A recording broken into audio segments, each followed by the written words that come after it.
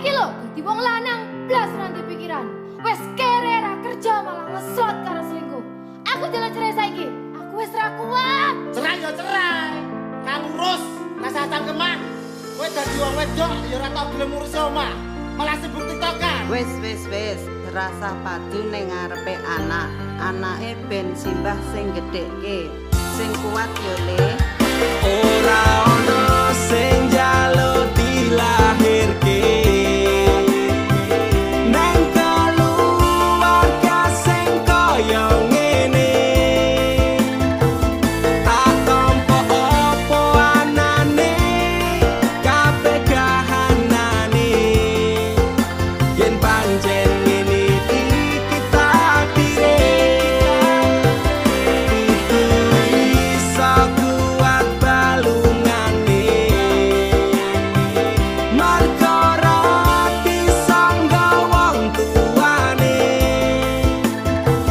Kudu iso ngadeg dhewe, ra ono cekelane.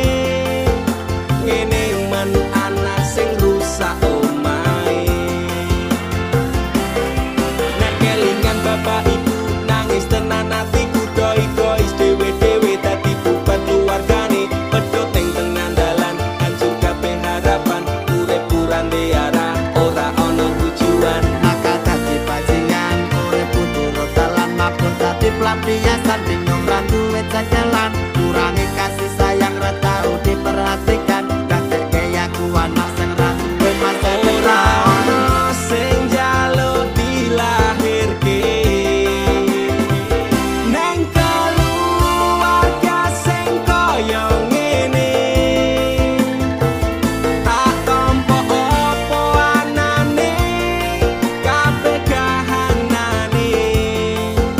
Yen pancen ngene iki takdire. Itu iso kuat balungane. Marga ora disangga wong tuane. Kudu iso ngadeg dhewe, ra ono cekelane.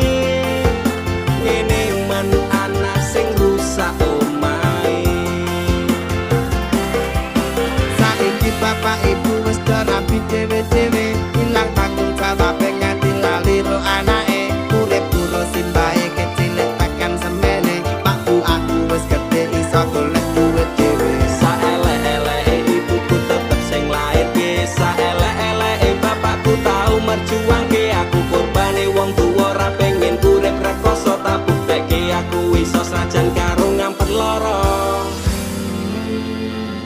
Nyuwun ngapurane tenan.